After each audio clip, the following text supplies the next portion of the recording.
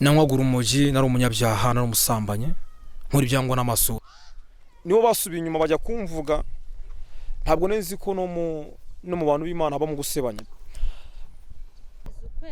Noneho hashize ukwezi rabiwe bazatsembanwa n'ibyabo.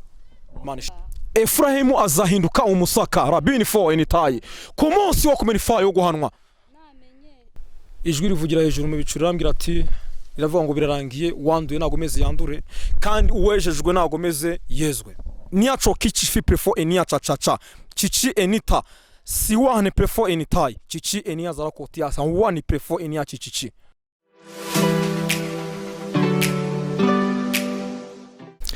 Mwongeye kwirirwa mwese abakunzi bacu, iyi ni Ibyiringiro Byacu TV. Nge muganira nitwa Prince. Uyu munsi twarimo dutembera duhura n'umusore witwa Ganza, Imana yagiriye neza imugirira ubuntu. Uyu munsi twamusuye rero, agiye kutuganiriza, agiye kuduha ubuhamya bw'ibyo yanyuzemo byose. Icyo twabasaba ni ugukora subscribe kuri channel ya YouTube, mugakora like ndetse na share kugira ngo buri wese azarebe ubu buhamya bw'uyu musore Imana yakuye mu byaha ikamugira neza. Reka dutangire tumwakira rero, anatwibwira, anadusuhuza. Katubanze dusenge.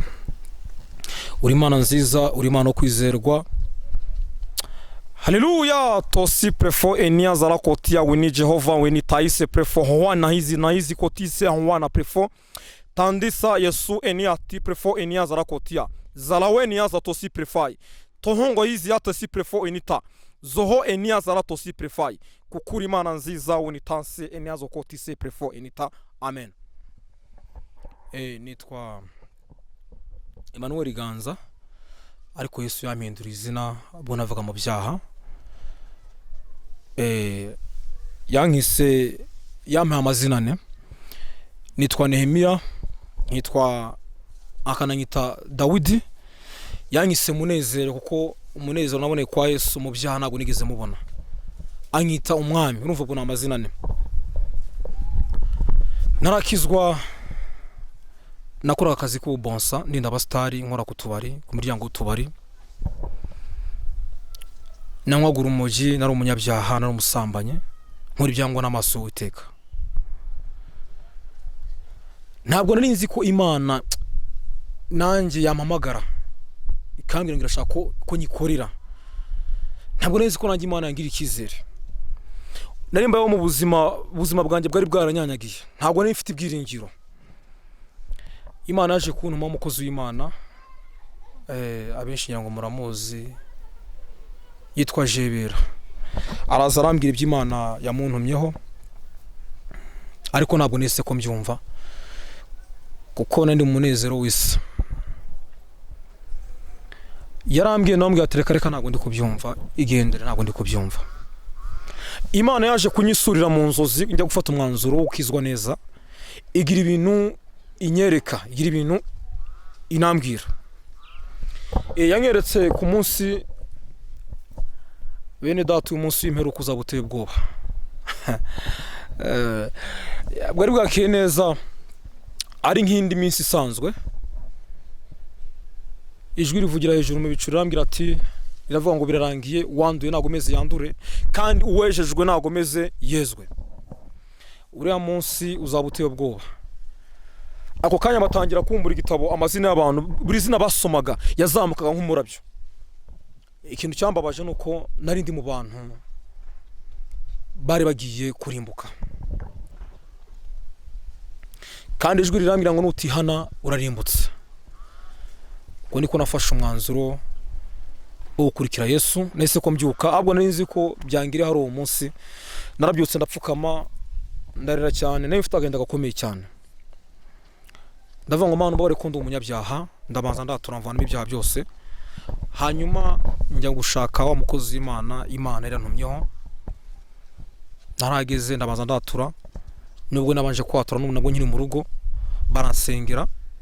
Imana ivugana nanjye.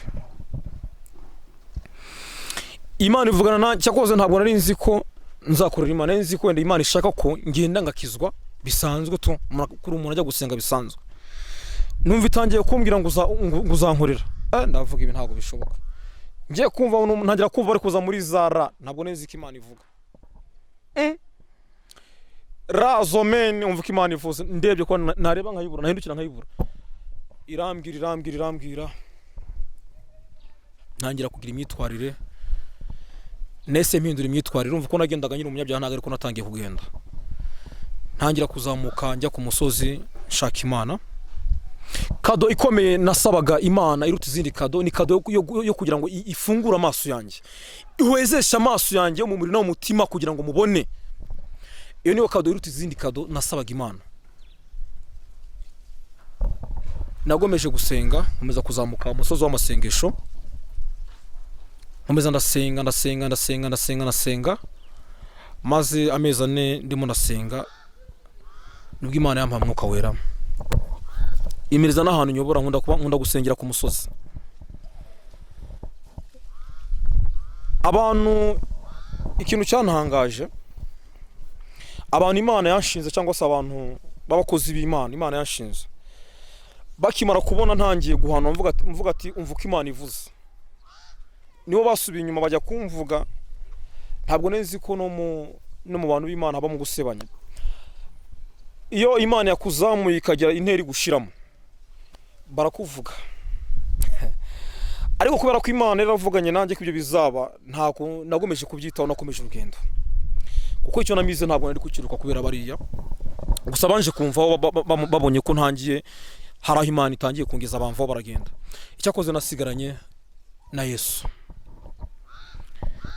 nkomeza urugendo ndasenga iyo ntari gusenga ku musozi mba nagiye mu bitaro gusengera abarwayi iyo ntagiye gusengera abarwayi mu bitaro mba ndi mu rugo ndimo senga Imana yangire neza yampaye agakiza nahawe umugisha murakoze reka twinjire mu ijambo ry'Imana twumva ko Imana ivugana natwe somera kuri 5 mera nkaho reka twinjire mu ijambo dusome kuri 5 ni Imana ariko ntago bivuze ngo byanditse hano ni Imana impaye soma kuri 5 ni Hosea 5 ibice 5 ubwo n'umurongo wa 5 harandika ngo Isiraheli ashinjwa n'ubwibone bwe ngo Isiraheli ashinzwa n'ubwibone bwe rabiwe tuma Isiraheli na Efurahimu bazagushwa ngo nico gituma Isiraheli na Efurahimu bazagushwa no gukiranirwa soma gake kwabo rabiwe haleluya Yuda nabo azasitarana nabo to sipre for any time rabiwe bazajyana imikumbi yabo n'amashyo ngo bazajyana imikumbi yabo n'amasho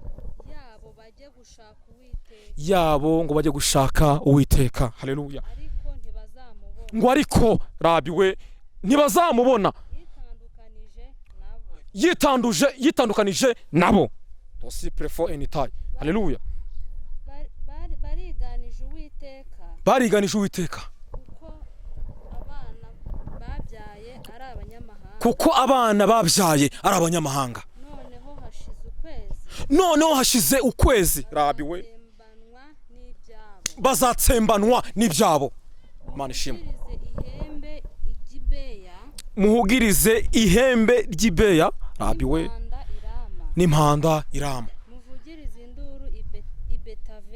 muvugirize induru ibetabeni reba inyuma yawe Benyamini we rabiwe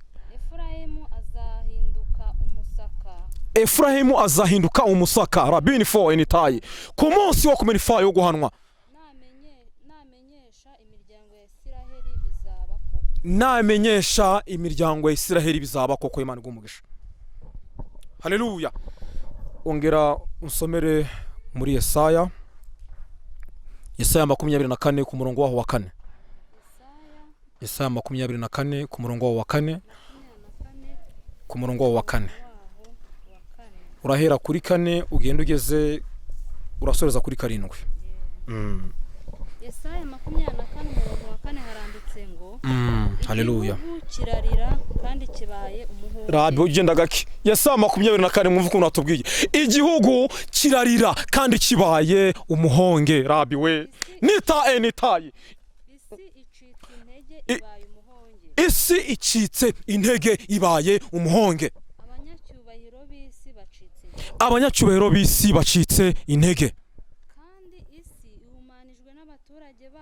Kandi isi ihumanijwe n'abaturage bayo. Kuko bishe amategeko. Haleluya lalabi. Bagahindura ibyategetswe. Bakica isezerano ridakuka. Nicyo gitumye umuvumo uje gutsemba isi.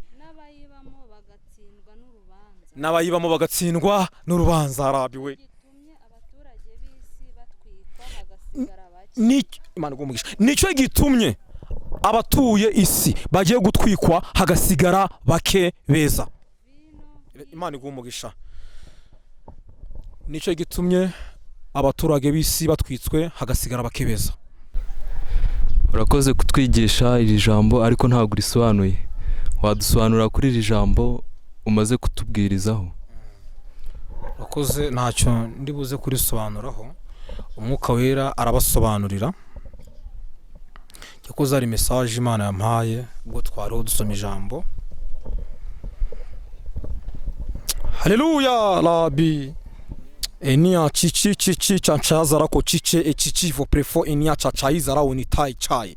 Nia chokichi fi prefo enia chachacha. Chichi enita siwane prefo enitai. Chichi enia zara ko tia sanwani prefo enia chichichi. Rabiwe. Haleluya uri Imana nziza. Urokwizerwa Yesu. Urokwiringirwa mwami. Nuko Imana ije gukubura. Imana ije guhana, ije no guhemba. Iherezo ry'abasinzi riraje. Iherezo ry'abasambanyi riraje. N'abajura. Rabiwe. Uwasengaga rimwe nasenge kabiri, uwasengaga kabiri asenge gatatu.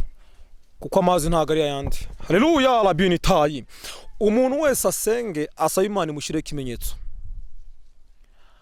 Asenge asaba Imana imuha umutaka kubera ko imvura iraguye.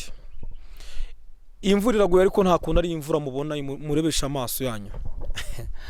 Abantu benshi bagiye kubura abagabo babo. Ababyeyi benshi bagiye kuba bapfakazi. Ababyeyi basengera abana babo ndetse n'abagabo babo. Ganza urakoze cyane, ndumva Imana yaraguhaye ubutumwa bukomeye, ariko twebwe turi mu isi yuzuye yajugunywemo umwanzi Satani. Ntago twabishobozwa ataraha amasengesho. Wasengera buri muntu wese uzareba ubutumwa, ahasigaye isengesho ryawe rikazamukurikirana. Uri Imana nziza, uri Imana kwizerwa.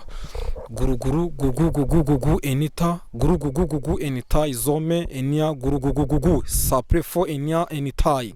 Enia zotia prefo enia gugugugugugu gurugugu enitai zo ena prefo enita marasu ya Yesu enita. Elia zo prefo enia gurugugugugugu enitai sa prefo enia za wini ajivo prefo enia za wishi tosi prefa izo ana izara tosi prefa. Zaramu ana wina tis prefo wana iza ishi. Koko eniza tosi prefo enita zalame enia taisi prefo enitai. Amen. Reka dushimire Ganza, tumushimira ku bw'ubutumwa bwiza tugejejeho. Mwebwe bakunzi bacu rero mudukurikirana amanywa na nijoro, cyo twabasaba no gukora subscribe kuri channel ya YouTube, tukazajya tubagezaho byinshi bitandukanye. Mu byo tubahishiye imbere aha, tubahishiye ubundi buhamya bukomeye bw'abantu bagiye bava mu byaha, ndetse tubahishiye n'ubuhamya bw'abantu batandukanye Imana yagiye igirira neza. Hari indirimbo zo kuramya no guhimbaza Imana ndetse n'ijambo ry'Imana. Nugumya kubana natwe kuri channel ya YouTube, ibyo byose bizajya bikugeraho. Turabakunda, Imana ibahe umugisha.